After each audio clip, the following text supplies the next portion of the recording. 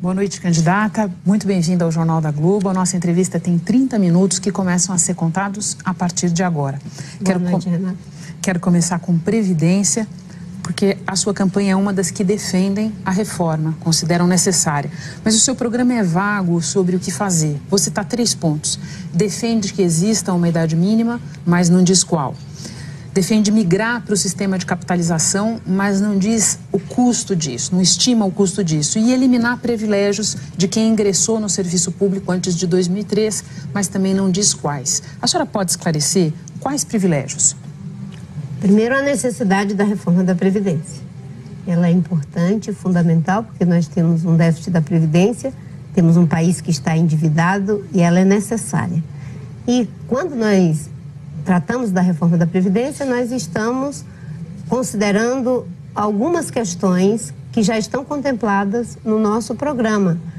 Na questão da idade mínima, é uma necessidade, mas os especialistas estão debatendo qual é a idade mínima que nós vamos estabelecer diante da longevidade das pessoas. E quando estabelecermos essa idade mínima, nós ainda vamos manter a diferença entre homens e mulheres. As mulheres se aposentarão primeiro, mas hoje, na prática, já existe uma idade mínima. As pessoas pobres que se aposentam por idade, porque elas não têm um trabalho contínuo, o seu trabalho é intermitente, elas já se aposentam com 65 anos de idade. Então, nós estamos fazendo esse debate, diferentemente do governo Temer, que se recusou a debater com especialistas, com representantes dos trabalhadores, ouviu apenas um lado. Nós estamos abertos para fazer isso, porque é a única forma de viabilizar a reforma, Renata. O governo Temer quis atropelar o processo e não conseguiu. Hoje tem uma cultura no Brasil que, quando você diz que está aberto ao debate, parece que você está cometendo um sacrilégio. Mas o processo é fundamental para que a gente, às vezes, consiga um resultado. Vamos combater privilégio. Hoje nós temos uma distorção no sistema. O Poder Executivo tem aposentadorias de até R$7 mil. No Legislativo é R$28 mil. No Judiciário, R$26 mil. Na iniciativa privada, R$1.500. E já existe um teto, não é? Juntar o sistema público com o sistema privado. O teto é de R$5.600. Além disso, você terá que pagar para poder ter algo que seja maior. Nós já temos isso muito claro. E vamos também acabar com a farra das isenções, dos perdões e da corrupção na Previdência. Se a gente fizer isso, a gente já consegue pelo menos uns 5 anos de viabilidade da Previdência. E se o país voltar a crescer e com credibilidade, legitimidade, nós vamos fazer o país voltar a crescer, a gente vai ter uma ampliação da base de contribuição. Porque hoje nós temos uma informalidade muito grande. E é assim que nós estamos debatendo a importância e a necessidade da reforma da Previdência. Só para se ter uma ideia, hoje nós temos uma previdência que para cada aposentado... Candidata, só uma coisa para a gente não se estender demais em cada item. Não me interprete mal, sem prejuízo da importância de debater, para o caso da senhora ser eleita, a senhora não acha importante chegar já com alguns pontos definidos? Por exemplo, essa questão da idade mínima, a senhora não se arrisca a dizer qual é a idade mínima correta, mesmo que diferenciada para homens e mulheres, qual que a senhora considera adequada? É melhor ouvir os especialistas. O Temer se furtou o debate e não conseguiu aprovar uma reforma da Previdência. Eu aposto no resultado e no processo. Quando eu fui ministra do Meio Ambiente, os bons resultados que eu alcancei foi porque considerei o processo. Só consegui colocar 725 pessoas na cadeia porque tinha um bom processo junto com a Polícia Federal e o IBAMA. Só conseguimos aprovar a lei de concessão de florestas públicas porque foi feito um bom processo. Só conseguimos aprovar o Serviço Florestal Brasileiro porque foi feito um bom processo. Só conseguimos licenciar a transposição do São Francisco e as hidrelétricas de Santo Antônio e Giral porque tinha um bom processo. Hoje se está cultivando uma cultura autoritária nesse país e as pessoas ficam assustadas quando aparecem os salvadores da pátria mentindo, dizendo que vão fazer e acontecer. é porque parece que a gente é um país democrático que tem desprezo pelo processo. Então, nós vamos fazer a reforma, ela é necessária, nós estamos perdendo o bônus demográfico. Hoje, para cada aposentado, você tem 8 pessoas que pagam uma aposentadoria. Em 2040, você vai ter apenas 4 pessoas. Em 2060, você vai ter 2 pessoas. Se nós não fizermos, nós estaremos numa situação muito difícil. Então vamos para a reforma tributária antes da gente virar o século. Olha lá. A senhora propõe um debate sobre taxação de dividendos e também defende mais impostos sobre propriedade. Ao mesmo tempo, a senhora tem dito que não há espaço para aumentar ainda mais a carga tributária. Para essa conta fechar, que impostos a senhora cortaria? Nós vamos fazer, sim, a taxação progressiva de dividendos, mas vamos reduzir a tributação sobre a produção, sobre as empresas, porque é uma forma de você, não é, fazer com que o lucro da empresa possa ser reinvestido na empresa. E quando você fala em taxação de dividendos e de heranças, por exemplo, e você tem que estabelecer que isso é progressivo, porque depende também, não é, da pessoa e da condição econômica da pessoa. Você não pode dizer que vai generalizar de uma forma igual para todo. Uma pessoa que trabalhou a vida inteira para comprar um apartamentozinho, de repente ela diz, eu posso morrer, vou deixar isso aqui para o meu filho, para o meu neto, e vão fazer uma cobrança em cima da minha herança? Não, é um processo progressivo, porque nós trabalhamos com o princípio da justiça tributária. Nossa reforma tributária prevê a questão da descentralização, da simplificação, o princípio da justiça tributária para acabar com a regressividade, e nós vamos trabalhar também o princípio da impessoalidade. E o que eu estou dizendo não é nada original, não estou inventando a roda. Todos os candidatos estão bebendo nas contribuições do Centro de Cidadania Fiscal, e eu fui a primeira a ir até o Bernardo Api. Quando eu fiz a visita, eu falei para ele que eu esperava que a minha ida lá abrisse o caminho para os outros candidatos. E eu tenho feito isso. Só que eu fui também no pessoal da Transparência Internacional, que apresentaram 70 medidas para o combate à corrupção, com 200 especialistas que trabalharam, mais de 370 entidades, e parece que não teve uma fila muito grande de candidato lá querendo as propostas. Mas nós temos bebido nas contribuições da sociedade civil, que, aliás, são os que estão contribuindo melhor para o debate. E eu, quando fui ministra, eu fiz isso. Eu não tinha medo de pegar as contribuições, transformar em políticas públicas, pegar inclusive as ideias de governos anteriores, porque é isso que precisa no Brasil. Eu estou entendendo que a senhora se dispõe a desonerar a produção de alguma maneira. A senhora pode citar algum imposto que seria retirado? Por exemplo, a folha de pagamento. Se nós queremos que tenhamos mais pessoas sendo contratadas, com certeza a gente tem que facilitar para que a formalidade aconteça. Os investimentos no setor produtivo, né, você vai ter que ampliar a base produtiva da tua empresa, né, os equipamentos necessários, você vai ter que desonerar. Eu, por exemplo, nós vamos criar 2 milhões de empregos em energia limpa e renovável. Isso precisa de um aporte inicial para que o mercado consiga se consolidar, tanto no processo de instalação dessa nova base de geração de energia, quanto para que a gente possa montar os equipamentos. Existe um momento em que você tem que ajudar a que a dinâmica econômica se estabeleça. Depois ela ganha vida por si mesma. Mas a senhora falou de desoneração de folha de pagamento, que foi tentada no governo Dilma com resultados ruins. Eu lhe pergunto se a senhora pode especificar um pouco mais o que sairia. Sem essa especificação, a senhora não considera que seria como pedir um cheque em branco ao eleitor? Não, não é um cheque em branco, não. Você fazer com que o consumo, o investimento, tudo isso possa ter uma desoneração, isso ajuda a recuperar a economia brasileira. Nós estamos vivendo uma crise profunda.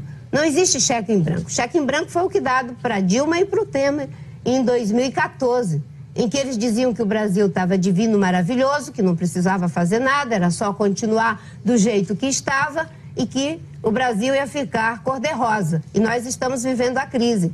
A crise está nos ensinando que ou a gente encontra um novo caminho, uma nova maneira de caminhar, ou a gente não sai do buraco. Agora, uma coisa importantíssima, recuperar a credibilidade, para ter investimento, tanto investimento interno quanto investimento externo, sem o que nós não vamos conseguir nenhuma mágica, não existe uma saída mágica. Sobre reforma trabalhista, eu lhe pergunto sobre um ponto específico, o fim da contribuição de sindical, aquele dia que todo trabalhador é obrigado a repassar todo ano ao sindicato. Na Globo News a senhora disse que sempre foi contra, mas disse também que é preciso pensar numa forma de financiar os sindicatos. Qual seria uma nova contribuição? Encontrar uma forma de como os sindicatos conseguirão fazer com que sua base, a partir da decisão democrática soberana da base sindical, possa viabilizar seus sindicatos. Porque hoje você tirou também o imposto sindical dos empregadores, mas eles continuam com o sistema S, que dá uma grande quantidade de dinheiro para as empresas. No caso dos sindicatos, você não vai querer que os trabalhadores fiquem completamente à deriva. Eu sempre fui a favor da liberdade e autonomia sindical, mas isso não significa que a gente deva acabar com os sindicatos. A reforma trabalhista, ela precisa de ser revisitada, de mudanças, porque foram cometidas algumas atrocidades na reforma trabalhista. Ainda para entender essa questão dos sindicatos, vamos quantificar, são um pouco mais de 16 mil sindicatos entre patronais e de trabalhadores. A gente sabe que muitos deles são fantasmas, não representam ninguém, são criados especificamente para receber aqueles milhões em contribuição. Tem quem defenda fixar um mínimo de participação da categoria e não só dos associados para validar uma contribuição.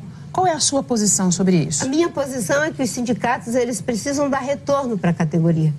E muitas vezes um pequeno sindicato que sozinho ele se articula para poder ter acesso ao imposto sindical, ele não tem que ter um trabalho efetivo. Às vezes, se você faz uma composição de vários segmentos, ganha uma força maior, uma base social maior e com isso você consegue fazer as negociações, os acordos coletivos, ter um ganho concreto para aquela base social. E de acordo com essa quase competição de resultado, você vai conseguir fazer com que a pessoa queira contribuir. Aliás, é algo que é parecido com a questão partidária. Hoje você tem um monte de partido que não tem programa, que não tem ideologia, só para ter acesso ao fundo partidário. É correto que você acabe com a indústria de sindicato e a indústria de partidos. Mas os partidos políticos, muito espertamente no Congresso Nacional, conseguiram manter uma forma de continuar com algum meio de sobreviver. É claro que agora, depois da mini-reforma política, isso terá um outro desdobramento após as eleições. Mas os sindicatos, eles precisam ser efetivos, ter capacidade de resposta e convencer os seus associados na sua contribuição. Buscar esse caminho é legítimo. Você não vai querer que as categorias, os segmentos da sociedade, os trabalhadores, fiquem inteiramente à deriva. Mas como eu ia falando da reforma trabalhista, só para a gente não passar só na questão da contribuição sindical, porque a minha crítica é, em alguns aspectos, até mais grave do que esse, que é a questão, por exemplo, de uma mulher grávida ter que trabalhar numa situação de risco para ela e o bebê. Isso precisa mudar. A questão de uma pessoa que vive numa situação de trabalho escravo e para poder entrar na justiça e reivindicar o seu direito, ela tem que pagar uma perícia técnica. Ou uma pessoa que foi de alguma forma lesada pelo patrão, ganha um salário mínimo, vai pagar uma perícia técnica. Uma perícia técnica é muito cara. Isso dificulta o acesso à justiça. Aliás, veda praticamente o acesso à justiça para setores vulneráveis. Isso tem que mudar. E tem que mudar também a questão do trabalho intermitente, que está numa situação muito difícil. A pessoa tem que ficar à disposição do contratante e ela pode não ser chamada, mas ela precisa continuar pagando as contas, ela precisa alimentar a sua família. Todos esses aspectos precisam ser revistos. Diferentemente daqueles que dizem que terá que revogar, eu digo que tem que rever E se o Temer tivesse feito essa revisão? Nem lhe perguntei sobre essa questão, porque a senhora já tinha se manifestado bastante claramente sobre isso. Mas os nossos ouvintes, nesse momento, precisam ouvir também. A senhora falou de partidos há pouco, me ocorreu lhe perguntar o seguinte. A senhora tem dito que no governo praticaria um presidencialismo de proposição, não de coalizão. Ao mesmo tempo, quando a gente vai ao seu programa, em temas importantes como reforma da Previdência, reforma trabalhista, reforma tributária, acabamos de conversar sobre isso, as proposições são vagas. E há outras mais detalhadas de difícil execução. Eu lhe dou um exemplo. Quando a senhora propõe estabelecer um teto de 2 mandatos consecutivos para os parlamentares, eu lhe pergunto, a senhora considera realmente possível convencer 3/5 dos deputados e dos senadores a se contentar com uma única reeleição? O bom da democracia é que você apresenta a proposta, ela é debatida, inclusive no Congresso, e depois se fará a deliberação sobre ela. O que eu não posso é deixar de propor aquilo que eu acho que é certo e que é justo para melhorar a qualidade da política no Brasil. Aliás, esse é o grande problema que nós estamos vivendo hoje. As pessoas estão se acostumando a nivelar por baixo. Os partidos não são mais prospectivos. As pessoas perderam os grandes ideais. Nós estamos no caos na política, Renato. E uma reforma política precisa abordar a política como profissão. Tem gente que fica no Congresso Nacional como se aquilo fosse uma profissão. A política é serviço. Só para você ter uma ideia, se essa proposta já tivesse sido aprovada, hoje nós teríamos uma renovação de 70% do Congresso que nós temos hoje. No Congresso nós temos mais de 200 investigados. Imagine que isso incidisse sobre esses que estão aí, porque esses que repetem mandato ad infinito, com raras exceções, porque temos as raras exceções, são uma grande parte dos que estão envolvidos hoje em casos graves de corrupção. Nós vamos fazer sim o presidencialismo de proposição. Aliás, é isso que acontece no mundo inteiro. O presidencialismo de coalizão, ele não foi pensado, não foi nomeado antes. Ele aconteceu na prática e o Sérgio Abranches, muito corretamente, de uma forma muito competente, nomeou e tipificou do ponto de vista político, sociológico. Mas nós podemos criar ideias, antecipar ideias. E nas democracias evoluídas, você compõe o governo, a maioria no Congresso, é em cima de propostas, não é no toma lá da cá. E é isso que eu vou fazer. Mas também só não acha que vale a pena a gente discutir entre as propostas o que tem mais, médio ou pouca possibilidade de realização? Eu lhe pergunto pelo seguinte, a senhora teve experiência a esse respeito em 2014 e costuma se referir aos políticos que praticam o chamado estelionato eleitoral. Estelionato eleitoral assume diversas formas. Uma das formas é prometer em campanha aquilo que sabidamente não será concretizado. A senhora não acha que isso é um pouco essa proposta, por exemplo? Não. Não. É uma proposta de reforma política. Numa reforma política, quem vai debater é o Congresso. Eu não posso me conformar com a política que temos, o sistema político que temos, só porque eu não tenho a garantia de 100% que eu vou convencer o Congresso ou não. Por exemplo, eu quero acabar com a reeleição. A senhora esteve no Congresso, a senhora foi senadora, a senhora sabe como é o Congresso. 16 anos. Exatamente. 16 a senhora anos. sabe como é o Congresso. Sei. Apenas me diga, a senhora acha viável convencer os parlamentares a aprovarem uma medida como essa? Olha, se eu fosse me pautar só pelo que o senso comum acha viável, eu nunca teria aprovado a lei de concessão florestal. Todo mundo dizia que era praticamente impossível. Eu tive que enfrentar uma greve no IBAMA para criar o Serviço Florestal Brasileiro, o Instituto Chico Mendes. Imagine se eu tivesse entrado e eu tivesse dito, eu vou reduzir desmatamento em 80%. Vou prender 725 criminosos, vou apreender 1 milhão de metros cúbicos de madeira, vou criar 24 milhões de hectares de unidade de conservação em 5 anos. Vou dobrar as reservas extrativistas e vou ser o ministério mais premiado da história do Ministério do Meio Ambiente do Brasil. As pessoas iam dizer, isso é um estelionato, você não vai conseguir, o desmatamento está a 27 mil quilômetros quadrados, você não tem condição de conseguir com o orçamento que você tem. quando a gente tem propostas com propósito. O Brasil está precisando de grandes ideais, Renata. Nós estamos nivelando tudo por baixo. É por isso que quando aparecem os salvadores da pátria, dizendo que vão resolver o problema da violência, não com política pública, mas distribuindo uma arma para as pessoas, parece que isso pega como um rastilho de pólvora. Os grandes ideais, eles nos ajudam a alavancar determinadas coisas. Eu fico pensando, imagina se o Gandhi, alguém dissesse, você acha viável enfrentar o Império Britânico? Você acha viável você com essas perninhas finas, fraquinho do jeito que é, com esse óculosinho, enfrentar o Império Britânico? Ele ia dizer que valeria a pena tentar. E eu acho que vale a pena tentar. A reforma política que eu estou propondo propõe também o fim da reeleição. Porque a reeleição virou um problema no Brasil. Essa questão da reeleição me leva a uma outra proposição que a senhora tem feito muito, que é a de dizer que o seu eventual governo será de transição. O Brasil vive uma crise grave, o atual governo foi empossado depois de um impeachment, portanto, ele é, pela origem, de transição. Nas pesquisas, os eleitores apontam problemas que eles consideram urgentes, graves e para os quais eles cobram soluções. Como a senhora acha que os eleitores reagem ao vê-la dizer que o seu seria um governo de transição? É porque os partidos que botaram o Brasil no fundo do poço, eles quiseram ser governos de perpetuação. O PSDB entrou e disse que queria ficar 20 anos. O PT entrou e disse que queria ficar 20 anos. E quando você encara a política como projeto de poder pelo poder, acaba se fazendo de tudo para permanecer no poder.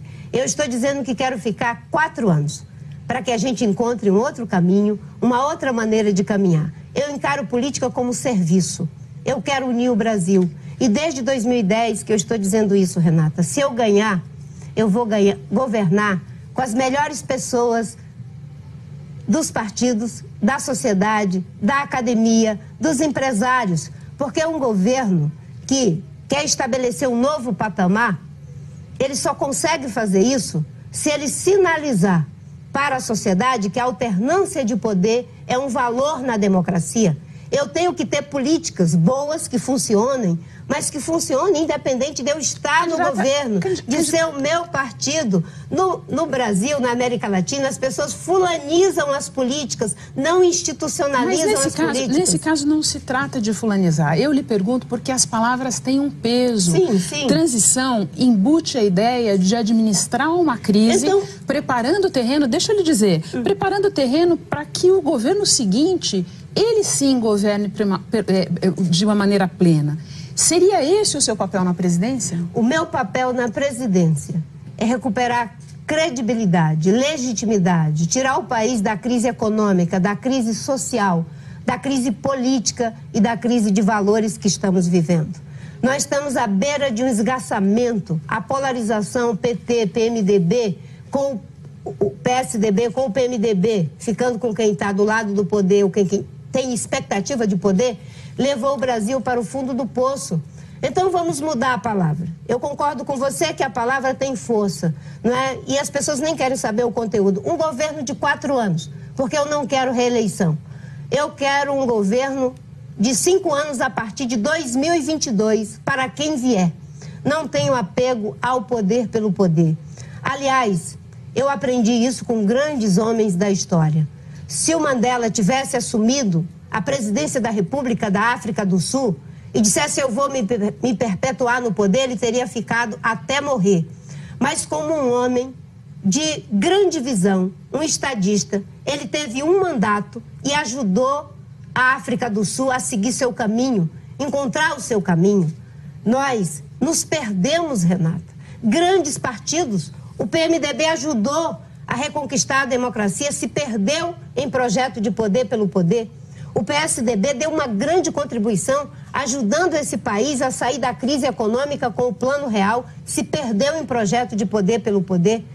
O Partido dos Trabalhadores deu uma grande contribuição em cima da estabilidade econômica com as políticas sociais, se perdeu em projeto de poder pelo poder e todos hoje estão envolvidos em graves casos de corrupção. Dizem que sábios são os que aprendem com os erros dos outros. Agora, estúpidos os que não aprendem nem com os seus próprios erros. Nós não temos o direito de não aprender com os nossos erros. É um momento de gravidade. O Brasil está à beira de ter que ficar no cinismo de que não existiu corrupção, porque não faz autocrítica, ou de ir por um caminho totalmente irresponsável com a nossa democracia, com a sociedade brasileira, de apostar cada vez mais na radicalização, como é o projeto do Bolsonaro. Nosso tempo está caminhando para o final. Eu queria lhe perguntar sobre a sua situação nas pesquisas. Essa é a sua terceira campanha presidencial. Em 2010, a essa altura, a senhora tinha 13%. Em 2014, 31%. A senhora está hoje com 7%, segundo o Datafolha mais recente. Perdeu mais da metade da sua intenção de voto no último mês. Mais preocupante, eu até acredito para a senhora, é o seguinte dado. Segundo as pesquisas, o seu eleitor é o menos convicto. É o que mais admite a possibilidade de ainda mudar de candidato até o dia da eleição. O que aconteceu? O meu eleitor é o mais livre, porque não tem uma aderência a priori a essa ou aquela candidatura. São pessoas que são livres para dar o seu voto em quem quiser. E eu fico muito preocupada com essa história de eleitor cativo. Não importa se roubou, não importa se agrediu, é fiel. É como se fosse quase uma religião. Uma democracia tem que zelar muito pela liberdade do seu cidadão fazer uma escolha. Eu entrei nessas eleições sabendo das dificuldades. Eu tenho apenas 21 segundos de televisão. Os meus adversários têm muito tempo. O líder nas pesquisas não tem muito tempo. Mas faz um discurso fácil que eu não me disponho a fazer. Não me disponho a prometer qualquer coisa para ganhar voto. Eu quero ganhar ganhando. Eu quero ganhar em cima de propostas como a que eu tenho, de ampliar o número de creches, 2,5 milhões de vagas de creche para que as mães possam colocar seus filhos na escola. E eu sei que dá para fazer. Eu sei que dá para gerar 2 milhões de empregos em energias renováveis. Eu sei que dá para dobrar a produção agrícola sem precisar expandir mais área. Eu sei que dá para combater corrupção, ter transparência, ter um governo em que você não favorece os amigos, você não prejudica os adversários. Eu estou fazendo Você faz alguma autocrítica que ajude a explicar essa sua situação mais difícil? Eu não vou desistir de falar a verdade, então eu vou continuar falando a verdade. Eu não vou desconstruir os meus adversários, então eu vou continuar fazendo o debate com base em princípios. Agora, se eu pudesse ter no Congresso influência para que não fizessem o que fizeram, estabelecendo que todos os recursos seriam para os grandes partidos, PT, PMDB, PSDB. Eles têm quase $500 milhões para fazer sua campanha. Eu tenho 10 milhões para fazer a campanha de deputado, senador, presidente da República e governador. A senhora falou de deputados, eu não queria perder a oportunidade, antes de acabar, de lhe perguntar sobre seu partido, a Rede. É a primeira vez das suas 3 campanhas em que a senhora concorre pelo partido que a senhora criou, a Rede Sustentabilidade. Dessa vez a senhora teve 4 anos para preparar, na última eleição não conseguiu viabilizar o seu próprio partido. Pois bem, a Rede tem hoje 2 deputados federais, segundo projeções da própria sigla, espera eleger até 15. O DIAP, que é o Departamento Intersindical de Assessoria Parlamentar, faz uma projeção mais conservadora, até 10. E isso, como a senhora sabe, é perigosamente perto daquele piso para permitir que a Rede tenha acesso ao fundo partidário. A senhora, de novo, faz alguma autocrítica à maneira como a senhora conduziu a formação da Rede? Olhando em retrospecto, a senhora faria algo diferente? Renata, eu fiz uma escolha programática. Quando nós criamos a Rede, eu cheguei a conversar com mais de 28 deputados. Mas o perfil desses deputados não era compatível com o programa da Rede, com os princípios de um partido democrático, aberto, que dialoga com a política no século XXI, que está na iminência do surgimento de um novo sujeito político. E eu dizia para esses deputados, educadamente, lamento, mas a Rede não é o lugar ideal para você. Porque ele chegava para mim e dizia, se a senhora me der o partido lá no meu estado, eu dizia, eu não posso lhe dar o partido, porque o partido não é meu, é um partido democrático. Nós fizemos uma escolha programática. e queremos construir a rede em um processo que seja consistente em termos programáticos. Agora eu posso te dizer uma coisa, o mundo mudou, a política está mudando, não é mais a lógica dos grandes partidos. Em cima de princípios e de valores duradouros, você pode fazer alianças pontuais. Está surgindo um novo sujeito político no mundo. Cada vez mais as pessoas estão se tornando protagonistas do processo político. Eu quero ser presidente da República para mostrar que é possível governar um país com base em um programa com a participação de todas as pessoas de bem. O tempo que foi igual para todo mundo está acabando, acabou na verdade. Muito obrigada pela sua entrevista. Boa noite. Boa noite, obrigada.